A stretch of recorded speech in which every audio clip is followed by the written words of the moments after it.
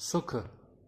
वास्तव में सुख एक ऐसी चीज है जिसकी प्रतीति हमेशा सदैव मनुष्य के अंदर रहती है।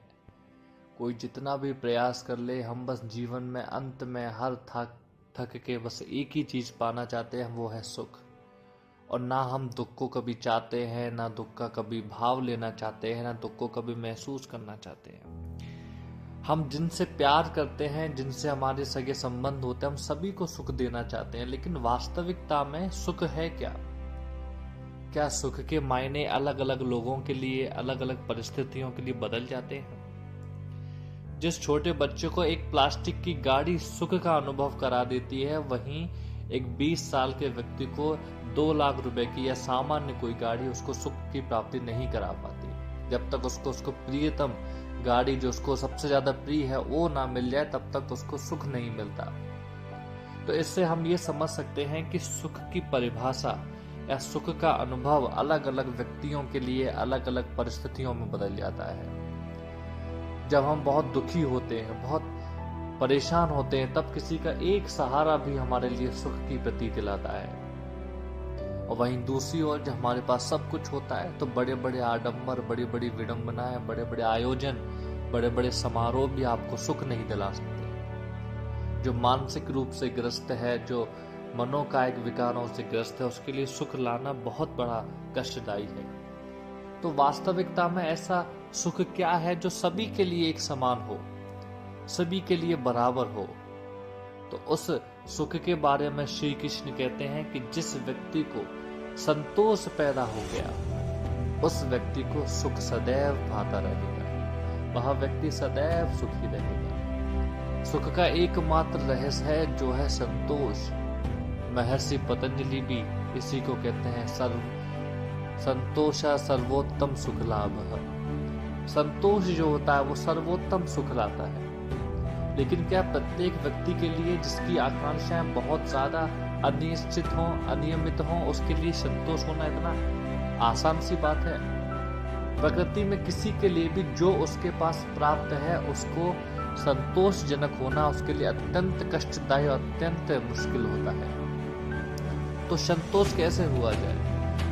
क्या संतोष की परिभाषा? हमारी अपेक्षाएं जितनी ज्यादा होती, जितनी ज्यादा हमारे एक्सपेक्टेशंस होती हैं, दुख उतना ही ज्यादा बढ़ता जाता है। दुख की प्रतीति उतनी ही ज्यादा बढ़ती जाती है जितनी हमारी उम्मीदें प्रचंड होती जाती हैं। एक बार एक घर में एक पति बड़ा ही खुश था, तो काफी चीजें असमंजस में था, खुश भी था, परेशान भी था। अंत तक होते होते उसने निश्चित किया कि हाँ, वो परेशान है। उसकी बीवी से पूछा गया कि साहब, आपके पति इतने परेशान क्यों हैं आज? उन्होंने कहा कि परेशानी की वजह ऐसी है, अगर आपको बताएंगे तो आप भी हंसेंगे। ऐसी परेशानी है उनकी। उनकी ऐसी कैसे परेशानी है जो अचंभित कर देने वाली है और जिस पे यकीन ना हो, ऐसी परेशानी है। तो उसने कहा कि आज मेरे पति को ऑफिस से 5 लाख रुपए का मुनाफा हुआ है, ये सबसे बड़ा दुख है।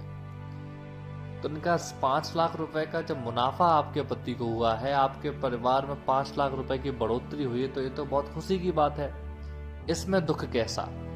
ये तो अत्यंत सुख की बात है।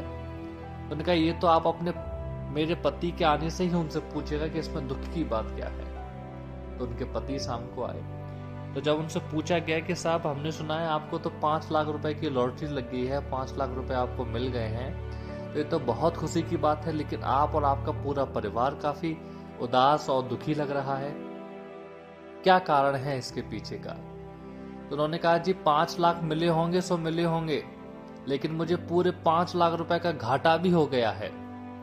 कि 5 लाख रुपए मिलने पे 5 लाख रुपए का घाटा, ये तो गणित कोई समझ में नहीं आता। उन्होंने कहा, ऐसे कैसे संभव है? जी इस तरीके से संभव है क्योंकि पूरी आशाएं थी, पूरी उम्मीद थी कि मुझे ऑफिस से प्रमोशन में 10 लाख रुपए का इनाम मिलेगा, लेकिन मुझे मिले सिर्फ 5 लाख। क्योंकि उसकी आकांक्षाएं, उसकी उपेक्षाएं 10 लाख रुपए की थी, तो उसको मिलने वाले 5 लाख रुपए भी उसको हानि का महसूस हो रहे हैं, लाभ का नहीं। वो 5 लाख उसे भी दुख दे रहे हैं। उसे 5 लाख प्राप्ति का सुख नहीं है, बल्कि 10 लाख प्राप्ति का दुख है। जो 10 लाख उसको नहीं मिले, 5 लाख रुपए का घाटा उसको महसूस हो रहा है। जीवन में इसी प्रकार हमें सुख और दुख की अनुभूतियां होती हैं। जहां हमारी उम्मीदें, हमारी महत्वाकांक्षाएं अत्यंत प्रचंड हो जाती हैं, लेकिन उनके परिणाम में हमें जब उसके बराबर नहीं मिलता तो हम बड़े ही उदास हो जाते हैं, बड़े ही दुखी हो जाते हैं। कृष्ण कहते हैं कि जितना भी आपके पास है, आप नजरें पसार के देखिए, जितना भी आपके पास है वो आपकी पहुंच से और आपकी जरूरत से सदैव आपको ज्यादा मिलता है। लेकिन कमी रहती है तो वो रहती है सिर्फ संतोष की। जहां संतोष नहीं है वहां कभी भी सुख नहीं है। संतोष करना अत्यंत मुश्किल होता है, क्योंकि महत्वाकांक्षाएं आदमी की इस तरीके से बढ़ती हैं जैसे अग्नि में हम घी डालते हैं। जिस प्रकार इंद्रियों का भोग हम करते हैं तो भोग करने के बाद इंद्रियां तृप्त नहीं होती, शांत नहीं होती, बल्कि वो और बढ़ जाती हैं। जैसे आग में अगर आग भड़क रही है, उसमें हम घी डाल के उसको शांत करना चाहें तो आग कभी शांत नहीं हो सकती, वो सदैव बढ़ती जाती है। तो इसी प्रकार हम एक उम्मीद से पकड़ते हैं, उस उम्मीद को छोड़ने के बजाय उससे जुड़ी हुई हम कई सारी और अन्य उम्मीदों को पकड़ने लग जाते हैं। तो सबसे बड़ा दुख तो यही है, जो वास्तविक सच नहीं है, जिसकी हमें आपको कोई भी उसके परिणाम की चिंता नहीं है, आपको उसका परिणाम नहीं पता, लेकिन फिर भी उसके परिणाम से जो राग होने लगता है उसी को दुख कहा जाता है। दुख किसी दूसरे के द्वारा दिया नहीं जाता, आपकी स्वयं की प्रतीति, आपके स्वयं के अनुभव, स्वयं की आकांक्षाएं, स्वयं के अनुभव, स्वयं की उपेक्षाएं, ये सारे आपको दुख देते हैं। हाँ, सुख जरूर स्वयं आपका है, सुख देने वाला कोई दूसरा नहीं है। सुख आप स्वयं में खोज सकते हैं, आप एकांत में सुखी होकर बैठ सकते हैं, अन्यथा जो भीड़ में खड़ा है वो भी अकेला होता है। तो सुख दुख ये सब हमारी मानसिक भ्रांतियां होती हैं। सबसे सर्वोत्तम सुख की प्राप्ति अगर हो सकती है तो वो हो सकती है संतोष। महर्षि पतंजलि इसको संतोष कहते हैं। इस दुनिया में जितने भी सुख हैं, सर्वोत्तम सुख अगर कोई है तो वो है संतोष। अपने जो भी ईश्वर की कृपा से आपके पास है उसमें संतोष करना, और जो संतोषजनक है उसको पाने की इच्छा करना, बिना परिणाम से राग रहे। हम जब कोई भी कार्य करते हैं तो कार्य समाप्त होने से पहले हमें उसके परिणाम से प्रेम होने लगता है।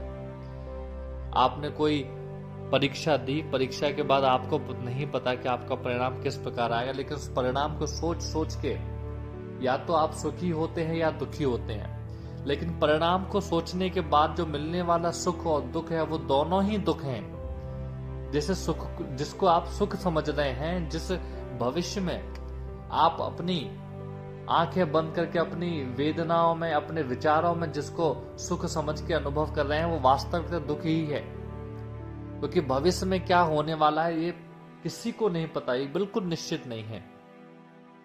जब भविष्य की चीज आपकी उम्मीदों पे खरी उतरती हैं, उम्मीदों से कई ज्यादा गुना उतरती हैं, तो आपको सुख की प्रतीति होती है। जितना आपने सोचा था उतना नहीं मिलता तो दुख की प्रतीति होती है। तो भविष्य के होने वाले परिणाम सदैव आपको दुख देते हैं। यदि आपका उनसे तृष्णा रहेगा, उनसे प्यास अगर रहेगी तो सदैव आपको दुख मिलेगा। सुख की सबसे बड़ी प्रतीति है, सुख का सबसे बड़ा रहस्य है कि वर्तमान में जीना और जो कुछ भी प्रभु की कृपा से आपके पास है उसमें संतोषजनक रहना, और प्रत्येक पल स्मरण करना कि आपके पास आपकी जरूरत से सदैव ज्यादा रहता है।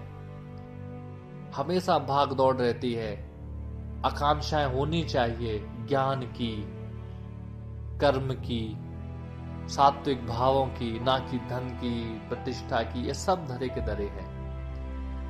तो आज का यही विषय रहा कि संतोष जो है वो सबसे बड़ा सुख प्रदान करता है।